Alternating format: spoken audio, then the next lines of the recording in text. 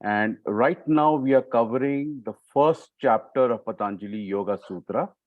It's called Samadhi Pada. And in this chapter, he talks about Samadhi. And in the next session, we'll finish chapter 1. And then after that, we'll move on to chapter 2, which is Sadhana Pada, which is the practices of yoga. So in the last session, we talked about the concept of God in yoga, and I had generalized it to cover all the many ideas of God in the darshanas. So yoga darshana has developed its practices based on the cosmology of Samkhya darshana. Now, Samkhya darshana does not have a proposition of God. So Samkhya Darshana says there is consciousness, Purusha, and there is Prakriti or nature or matter. And these two are eternal. They are two separate realities, they're eternal. So it's a dualistic philosophy. And somehow they kind of interact to create the cosmos. So there's no need for a creator God. So that is what Samkhya posits. Yoga uses the main contribution of Samkhya is the evolution of Prakriti. So when there is Srishti, how does Prakriti evolve into the cosmos? So the various stages it goes through. And yoga uses that theory to develop its practices of yoga, to develop Ashtanga yoga, right? But the one difference between yoga and Samkhya is that yoga posits a God. And unlike Vedanta and the various streams of Vedanta, it does not go into great detail about God. It says that God is a superior consciousness, calls it superior Purusha, right? So which means God is not a physical being, is not a mental being, and it's not a personal being. So there's no person called God. It is a, kind of a omnipresent consciousness. So that is God.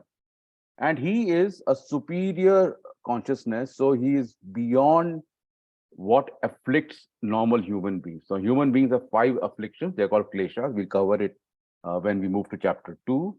The 5 afflictions of human beings are ignorance, ego, likes, dislikes, and fear of death. These are 5 afflictions. We'll cover it in more detail as we move forward. So these afflictions do not affect Ishvara. Ishvara is beyond these afflictions. Second thing is that he is free from karma. He is desireless. So that consciousness is desire, he's got no desires.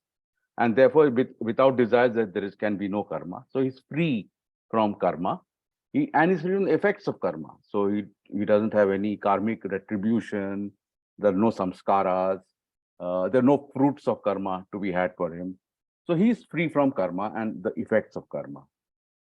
And very interestingly, what yoga focuses on the God principle is that he is the repository of all knowledge.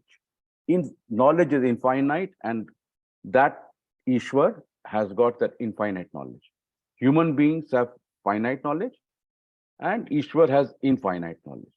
So when a human being moves into samadhi, so he can tune into that universal consciousness and draw that infinite knowledge. All right. So since Ishvara has the infinite knowledge, he is the primal guru. And he is the one who has taught the ancient rishis. So, so he's a perceptor, he's the eternal guru, is how yoga puts it. And as far as humans are concerned, if we surrender to God, Ishwar Pranidhana, then we purify our mind and our psyche. So, if you recall, who were there last time, there are 3 ways to reach samadhi. One way is people who have come in with past merits. So someone like Ramana Maharishi or someone like Anandamai, who came with past, they were already like from past lives, they have come with that sanskar. And at the very early age, 14, 15, without any guru, nothing, they have attained moksha. So that's because of past merits, right? So that is one way to achieve samadhi. The second way to achieve samadhi is through hard work.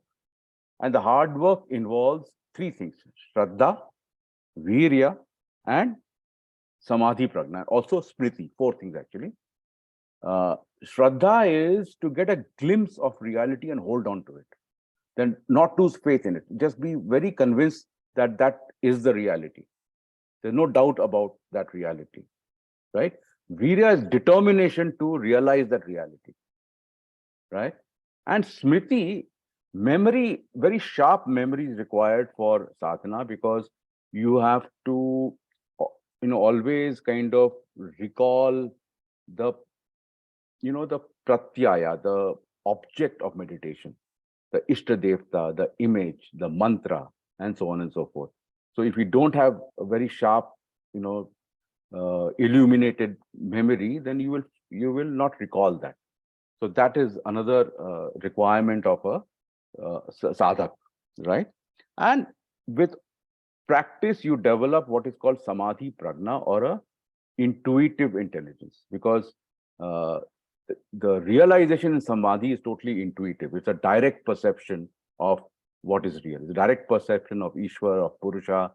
So that intuitiveness has to be cultivated. Now, this is a tall order, because not everybody is capable of doing this. Doesn't have the capability or the determination or the motivation to do this. So Patanjali wanted to make this whole samadhi, this whole meditation accessible to everybody. So he says, if you can't do all this, surrender to Ishvara. So in a way, for yoga, Ishvara is a technique. So in a way, Ishvara is a superior being. You can only surrender to a superior being. So if you are in an aircraft flying, you will surrender to the pilot, because in that context, he's a superior being. He knows how to fly a plane and you don't. Okay. So similarly over here is that you are a person with the 5 afflictions, and here is a consciousness which doesn't have the affliction. So you can surrender to that. And they say that in that surrender, you get purified. Ishvara, somehow that energy works within you to purify you. So this is the context of God in yoga. So today, what we are going to cover is, so there are, for anybody indulging in sadhana, there are distractions. So we will cover and Patanjali, being very precise, he has listed those distractions. There are 9 distractions. Like there are 5 afflictions, there are 9 distractions. So we'll cover that, what the distractions are, and what Patanjali proposes how to overcome those distractions. All right. So in the overcoming of the distraction, there are 2 means. One is that you work privately within yourself. So how do you privately work within? I'll cover that. As well as there are people outside who will also kind of disturb your mind. So how do you deal with people so that you maintain the tranquility of your mind? Yeah, so this is of real interest to us, because it's very practical. We all face the problem of dealing with people who kind of upset us all the time. So this is what we'll cover today. Just before we start, as always, I'll share my screen and I will show you the shlokas which I'm going to cover. One second. How do I stop this? Move to bottom. Oops, what did I do?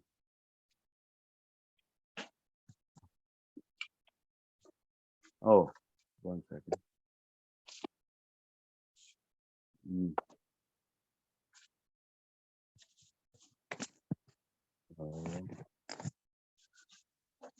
1 second. Stop share. So close karo.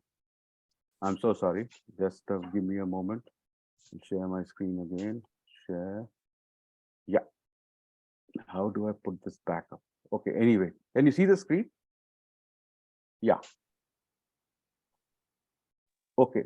So he lists these 9 distractions: disease, dullness, doubt, procrastination, laziness, craving, erroneous perception, inability to achieve finer stages, and instability are the obstacles.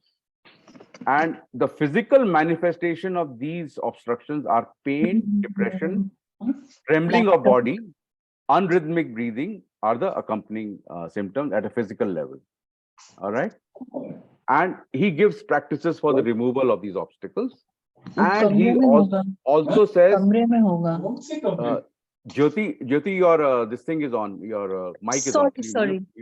Yeah, please. Thank you. He says, cultivate friendliness with the happy, compassion for the miserable, gladness for the virtuous, and indifference towards the evil. All right. So we'll cover these shlokas today. Right. We are. Here we go again.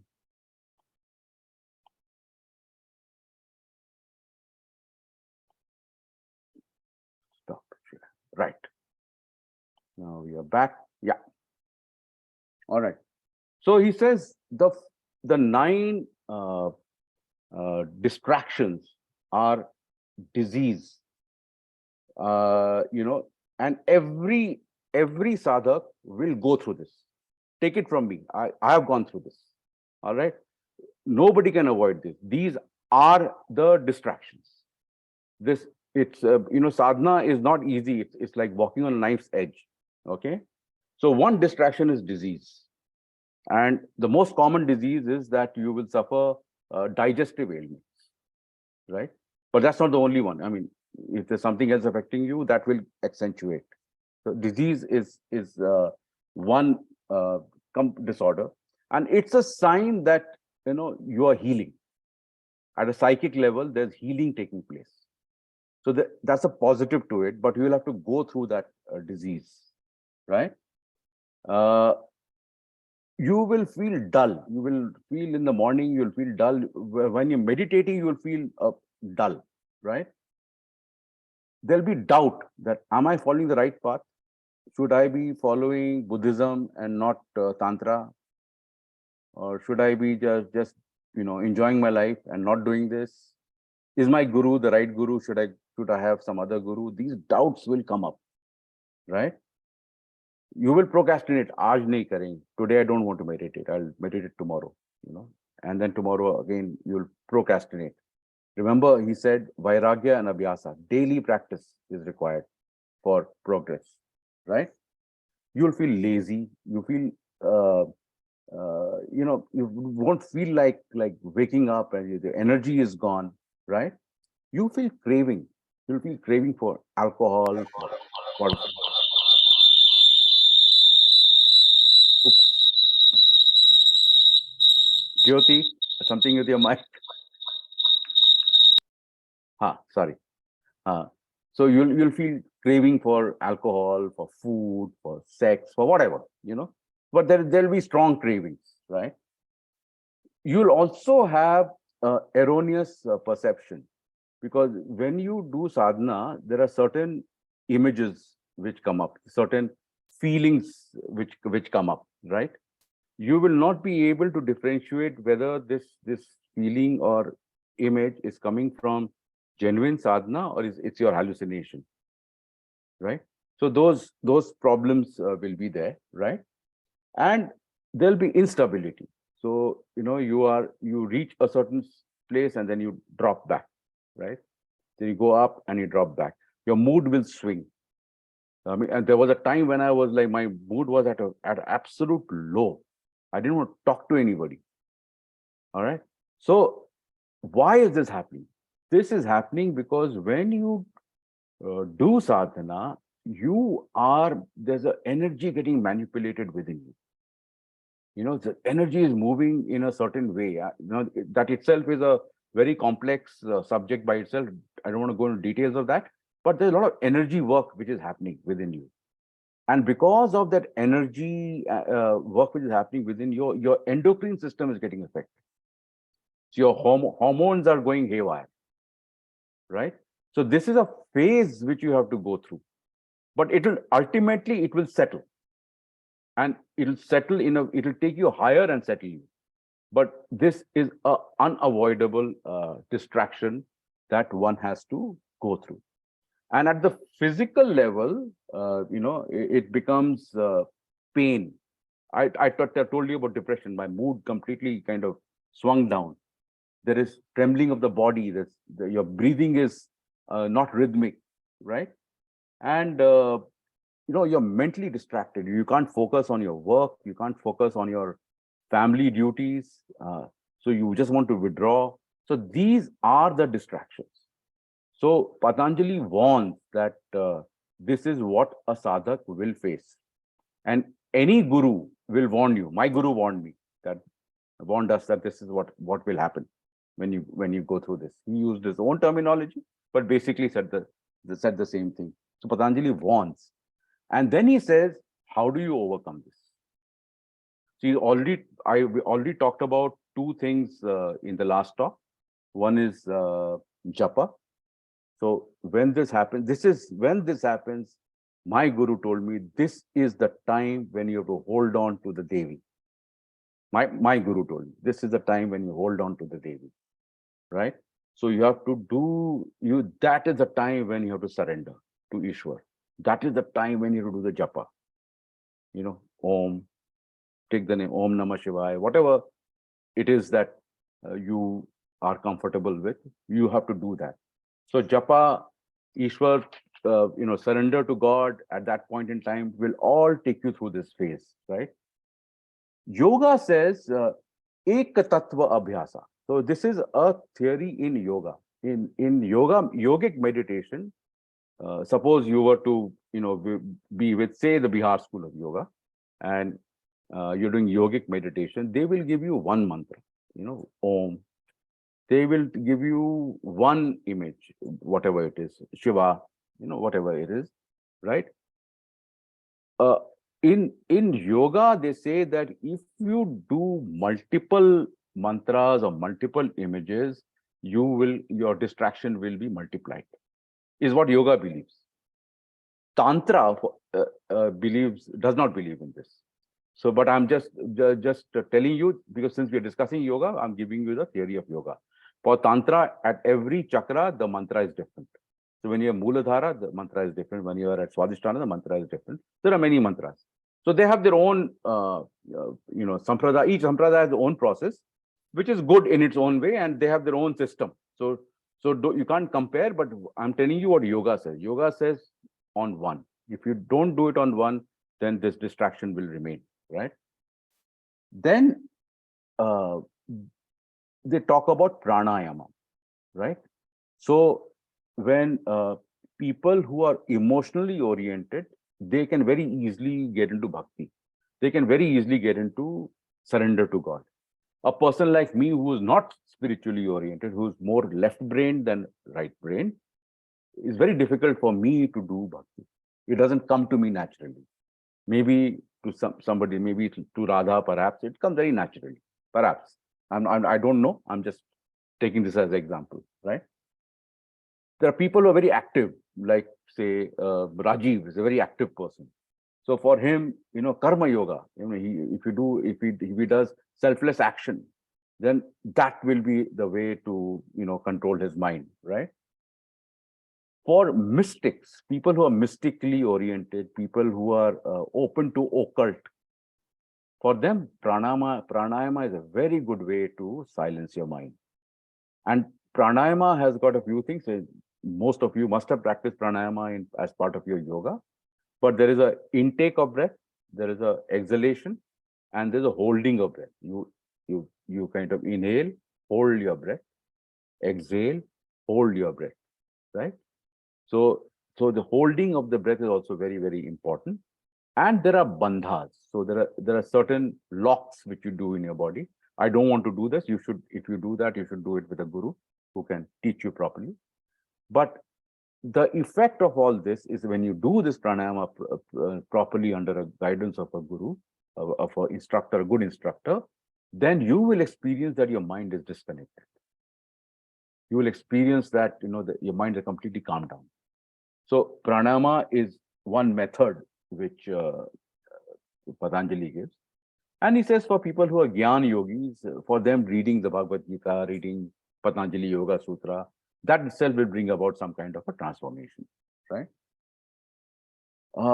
There is another very nice, very pleasant technique which a guru can teach, which is to merge your consciousness with sense experience.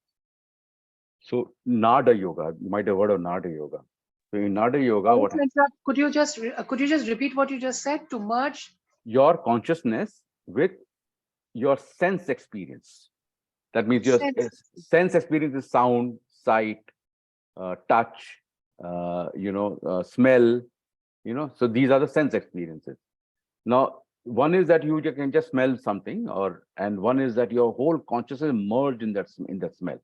So therefore, you go to when you go to these meditation places or temples and all, there's always nice smells. There's agarbatti and dhoop, this and that. That's the purpose, so that your consciousness merges with that very nice smell. So here the guru will teach you how to merge your consciousness. So they'll say, okay, pick out a sound. So when I was in my meditation, my guru says, for this 1 month, you meditate in a noisy place. Don't meditate in a quiet place. Meditate in a place where there's traffic noise, this noise, that noise, all kinds of noise. And then you just train yourself to pick up one noise, just one noise, a bird cooing, just the sound of the burr of the traffic, just conversations around, if you're living in a building, the people are talking all around you, street conversations. So just pick up one sound and let your mind just flow into that sound, right? So what this achieves is it expands your consciousness. It quietens the mind. It improves your concentration. And you can do the same thing with open eyes. If you're sitting in a park, so you just look at everything, and in a quiet state, you'll feel that all this what you're seeing is within your consciousness. So you're expanding your consciousness. You can do it with a smell. You are sitting in one place and there is a nice agarbatti which is giving out a nice smell. You can get lost in that smell. So by merging consciousness with sense experience is again a very powerful way to silence your mind, right? Then what Patanjali says, another thing he gives is concentration on your Agna chakra. When you concentrate here, you will experience a very serene luminosity. Very serene luminosity. And if you want to get here, try to concentrate on the tip of your tongue. When you do that, it will automatically take you here. And when you're here, you'll feel a very serene luminosity, which will make you very calm, peaceful, tranquil, right? Advanced yogis are taught to dream consciously. That they're sleeping consciously and they're consciously dreaming.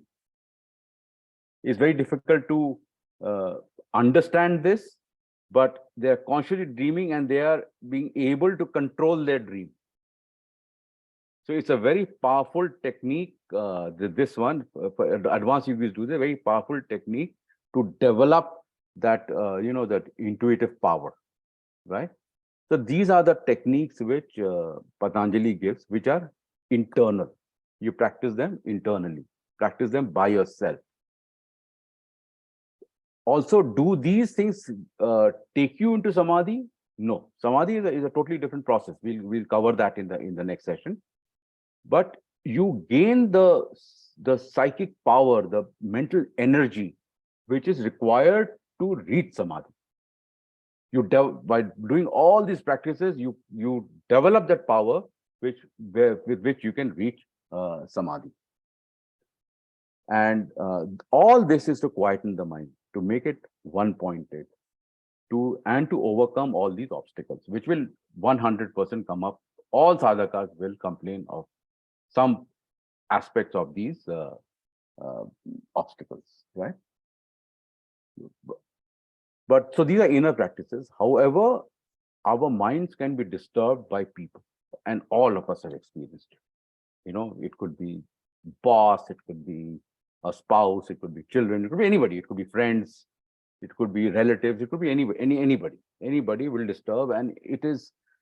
I think we have all experienced great distress in relating with people. Very very severe distress we have experienced, and Patanjali gives again. He's talking at a very, what should I say, at a very intellectual level, very dispassionate level, but try to take the word dispassion and relate it to your own experiences in life, right? So he says that cultivate Maitri Bhava with people who are happy. He says cultivate friendship with happy people, Maitri Bhav. Relate to happy people with the bhav of friendliness. And why is he saying that? See the implication of this. The normal ego level reaction to somebody who is happy is bhala uski kameez hamari kameez se safed kaise. Remember that ad of some detergent? I think Surf it was many years ago. So how is this guy happier than me? Right? So you develop a inferiority complex. This is the normal reaction of the human ego. Normal. You can't deny it. This is a normal reaction of the human ego. That when you are faced with somebody who is happier than you feel inferior. And as a result, what you do is you get into friendships with people who are less happy than you. Okay, so this is the normal ego reaction. But Patanjali says, if you rejoice in the happiness of the other person, then you will flower. That happiness will touch you. You will benefit. Okay, so that's why he says Maitri Bhav. And the other point is that it is not only the difficult people who upset us, even the happy people upset us because of this reason, what he gives. All right, so it's very deep. Think about it. Very, very deep. Then we come to miserable people. People are always whining, complaining. My God, you don't want to meet them because they pull you down completely, right? So they are another lot of people who are difficult as far as we are concerned. They disturb our mind, right? For them, he says karuna bhav, compassion, not sympathy. Be very, very clear. He doesn't say sympathy. He says compassion. And why does he make this distinction? Because when you are sympathetic towards somebody who is going through a bad time, or by nature is always complaining, if you're sympathetic, then there's an undercurrent over there. The undercurrent is the opposite of what you feel with happy people, that I'm superior to that fellow. Okay. And and again, that kind of works up your ego. So, but when you deal with the compassion, means that absolutely neutral love for that person. Neutral. You recognize that the person is miserable because of his or her karma. He or she is going through her karma, right? But has fallen and just needs a helping hand. So you extend the hand. is for that person to take the hand or not take the hand. But you are just neutral compassion. You're not feeling sympathetic. You're not getting involved in their misery drama. Nothing of that sort. You are just extending a hand. I'm there for you. I'm there for you. That's it. So again, if you were to deal with miserable people with that bhav, then your mind is protected. Your mind is tranquil. What he's saying is everybody is here for their karmic dramas, right? Why are you getting involved in their karmic drama? You have your own karmic drama. You play your own karmic drama. Why do you want to get involved in other people's karmic dramas, right? And I'll give you some live examples of people I have met as we go along. The third person is the virtuous person. Now, this is a very tricky one. You know, when you see somebody who is completely unselfish, virtuous, do-gooder kind of a person, yes, you are very suspicious. That guy must be having some agenda, right? Yeah. So you're suspicious. You believe that nobody can be virtuous like this. How can somebody be just gladly like going and giving away things? And virtuous people are the most criticized in society. And if this, what I'm saying, has any relevance to a very major politician in India today, it is just a coincidence. But so with virtuous people, he said, share in the gladness. Be glad with them. They are extending virtue because they are glad. They don't have any hassles within them. So they are glad. They're spreading gladness. So go along with them. You know, be glad with them. Right? Mudita bhava. It's called mudita bhava.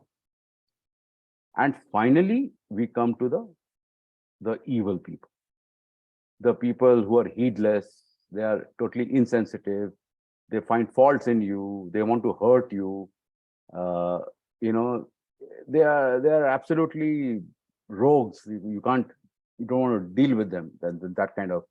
Those kind of people. So with them, he says upeksha bhava, indifference. So he says they are taking it out on you because they are feeling miserable. They are feeling bad. Something is wrong with them. Nothing wrong with you. What is wrong with you is that you have given them permission to involve you in their drama, in their karmic drama. So just be indifferent. Just realize that they are going through their karma and let them proceed doing their karma. You be indifferent to them. So he says, if you deal with people in this manner, so in summary, he says, even happy and glad people can disturb your mind because you feel jealousy for happy people. You feel suspicious of glad people, right? Even they can disturb your mind. And so therefore deal with them in a friendly way, share in their gladness. And miserable people can also disturb you.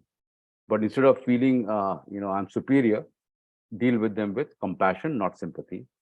And with evil people, just stay away from their drama. Okay, so this is what he says. He says, Maitri Bhava, Karuna Bhava, Mudita Bhava, and Upeksha Bhava. So basically what he says is that, how he described it is that he says that he first described the basic steps of Samadhi. Samadhi is movement from thinking to observation, from observation to reflection, from reflection to bliss, and from bliss to egolessness. So he says these are the steps of meditation, of Samadhi, right? And then he says that how do you prepare your mind for Samadhi? Because you need energy, you need purity of mind, you need tranquility of mind to be able to reach Samadhi. So how do you do that? And for that, he is given things like japa, surrender to Ishwar, concentrate on one mantra, pranayama, merging consciousness with your senses, right? Concentrating on the Agnya Chakra. Advanced yogis can go into their dreams and consciously dream, conscious dreaming. Conscious dreaming is a yogic technique, right? And when you come to people, you deal with them with these four bhavas. So this is the talk for today. And next session we will just complete the discussion on samadhi, and then we move on to sadhana pada. I'm open to questions now. Yeah, Bhaiya, I have removed the spotlight thing. Yes, very good. But before we start, can I ask anyone who's tech savvy to take a screenshot, please? Sorry, can't hear. Take a screenshot is what you. Somebody who's tech savvy can take a screenshot. Of which one? Of your of this screen. Okay. You just have to run the two fingers across, right? I don't know. You are the techie guy. You're an engineer from Trichy. No. You want to show your face and take the shot? No. I'm not sure I can get my face also. I had to get my video also across, right? Yeah. Yeah. There you are. No. What about the ladies? They don't want to show your faces, is it? Why? You're not dressed for the occasion. No, I am not. I came back for a walk and leaped straight into this. No, you're looking fine. Molika? Molika, show your doesn't face. Seem to work. Yeah, I can do that.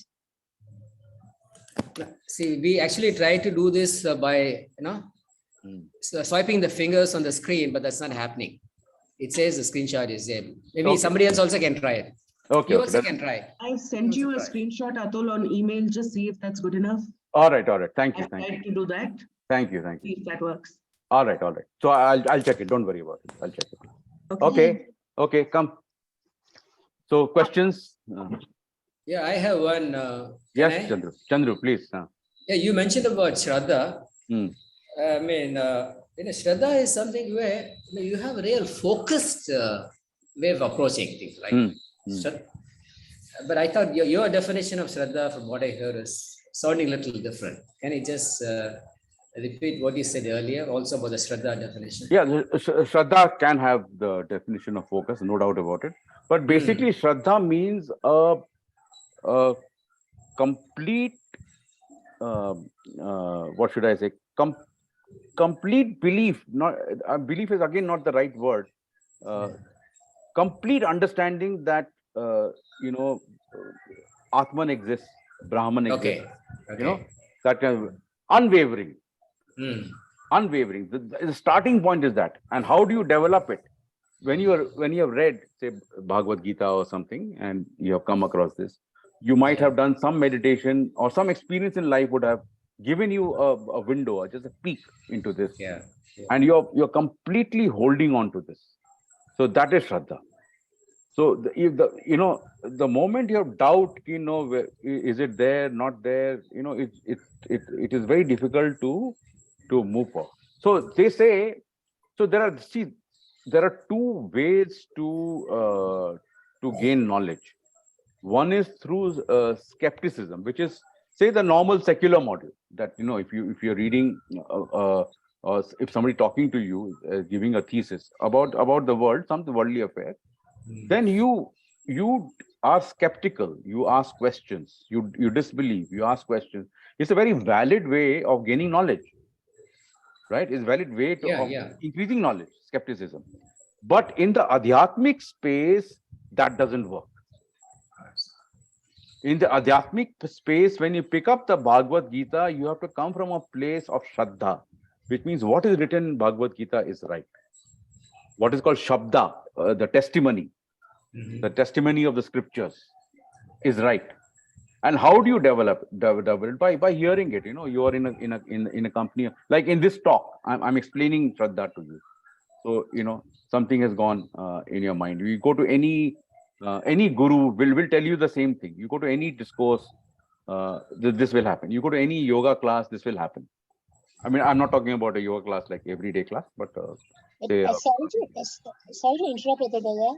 yeah. But what you just said, I think it's a brilliant and beautiful, but an extremely difficult concept, because in terms of the complete surrender, the complete removal of doubt, doesn't it come at odds with the other great tenet of jigyasa, where you're asking and seeking, Yeah. that bit of the skeptic that you to allows you to question. I mean, or is that the rationalist's perspective? Are you saying No. that the rationalist perspective versus the seeker's perspective are actually a little different? No. I I can understand it can appear like that, but that is not the case. So what I am saying is that when you come into adhyatmic study, when you come into spiritual study, you come into the study with Shraddha that truth exists. I'm not questioning the truth, whatever the truth is. That the spirituality exists, that we are not body and mind, we are a spirit. So that truth exists, of that you have no doubt. That is Shraddha, right? You have to question. You have to question. So when Bhagavad Gita or XYZ or even when Patanjali says something, you do mudita bhava, this bhava, that bhava, you have to question. Why should I do that? And you must get a right answer. You must get a rational answer, because if this religious thought is not shown the light of, is not washed with rationality, then it is dogmatic. Yes. Which is a problem you see with the Abrahamic faith. Abrahamic religions, yes. But here, your Shraddha is only that we are spiritual. We are spiritual beings. That's the Shraddha. But everything else which they talk about, like today I talked about mudita, all the bhavas, you have to question. Why are you saying that we should deal with people like this in this way? And and Patanjali gives answers. My next, can I make a segue? Unless someone wants. No, please go ahead.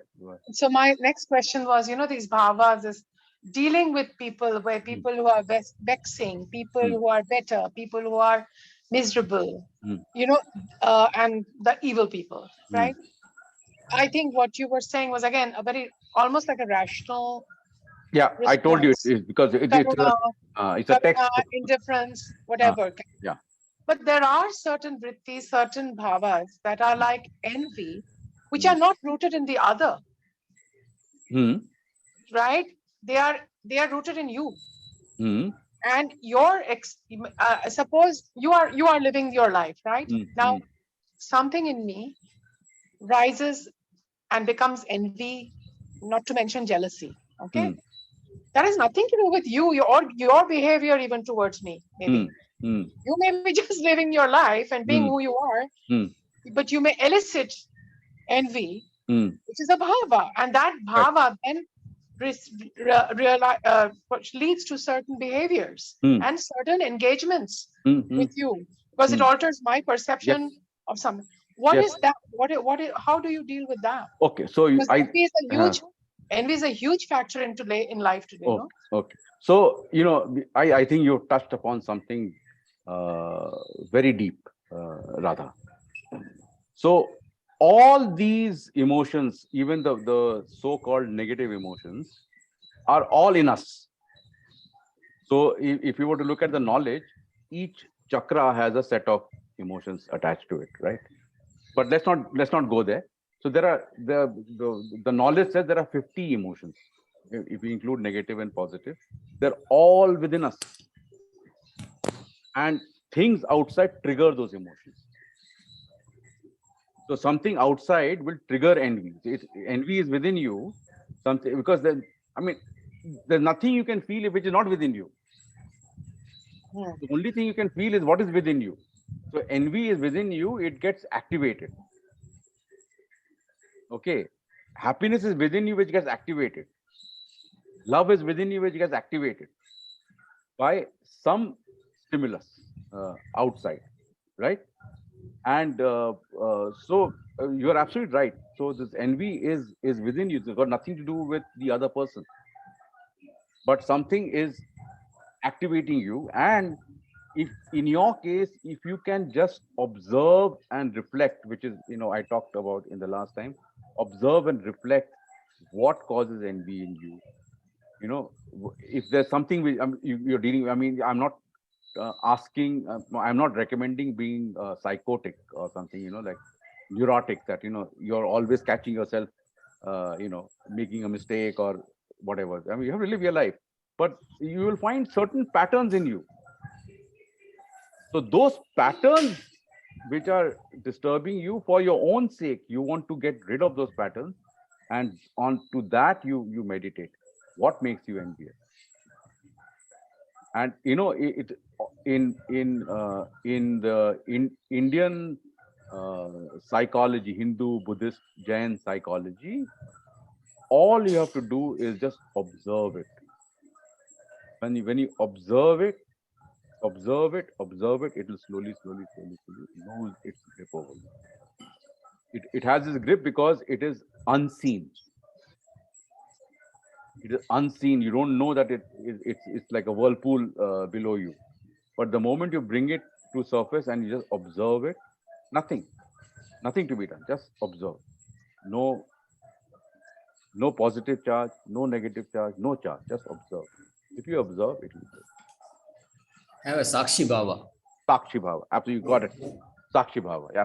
Yes. Have empathy. Bhaiya, on a serious note, because there was somewhere during a course a reference to me related to Karma Yogi. Karma Yogi, yeah. What was that? Because suddenly I got very excited. No, so Karma Yogi is somebody who is very action oriented. There are some people who are very action oriented. Okay, who like to be active all the time, who are always doing things. That's their nature. So for very active people, you can't, for a very active people, you can't make them sit down and do meditation. They can't do it. They won't sit quietly. They're not able to. There's so much energy in their physical energy that they cannot sit quietly in meditation and all that. So for them, they have a lot of rajas.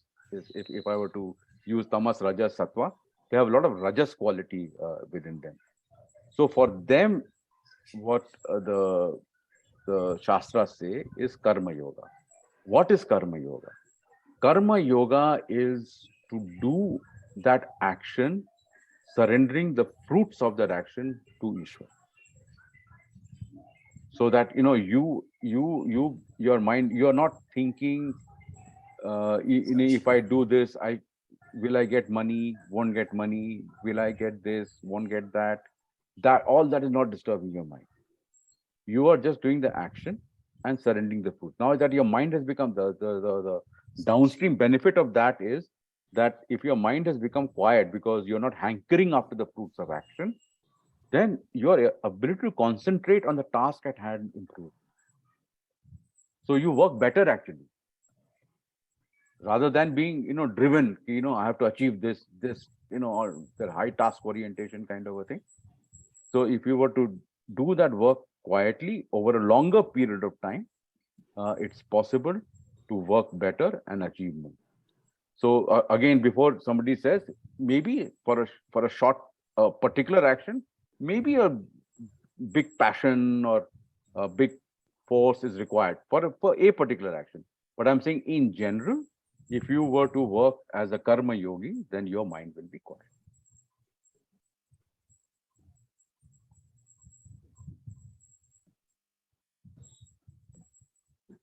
Atul, I have one more question. Or rather, I have one more thing to add. In the light of what you said about how one can develop the various kind of qualities, and by certain practices, food also has certain relevance. Oh yeah. I think.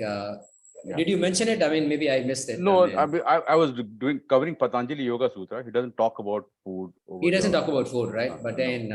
But you're right. Food has qualities. The three gunas. Yeah, some of the, yeah, right. And you will imbibe those gunas also. But they also may have some impact on your controlling of your senses and all that, right? Exactly. It does. No doubt about it. I said I'll give you example. So there is a, I obviously, since I'm giving example, I won't name that person. So there was a lady, um, my wife and I befriended on a trip to Ladakh. And she is a doctor. She's like a mother figure. She's in her 80s now. Okay. And she lives in Goa. She's a Goan Christian. And we became very close. So we treat her like a mother figure, and we talk to her and all that stuff. We have gone and stayed with her. She stayed with us. So she got 3 children. 2 of them very successful doctors, both doctors living, one in UK, one in the US. She herself is a doctor. And the third child, a daughter, I don't know the sequence, but one daughter is, but what should I say, miserable person. Wrong choice of men, bad marriages, and fights over property, this, that, and the other. So I asked her, how do you deal with this? So she said, I tried everything I could. And then I said, well, there's nothing, she doesn't want to do it, so I let her be. So if she comes home, I give her a cup of tea. And it's from her talk only I could make out that she was very much at peace with that. And which is, and the reason I gave this example, because it is very difficult for mothers. I mean, all you ladies are mothers, and very, very difficult for mothers to, in fact, mothers, the normal thing is mothers get hooked on to the difficult child. Yeah. Right. And that hooking kind of creates major issues in a family. But here, look at the lady. She said, I tried everything. If that's what she wants, that's what she wants, and there's nothing I can do. And she's very happy with the other 2 children. So that's why I gave this example of this woman. Yeah. Okay.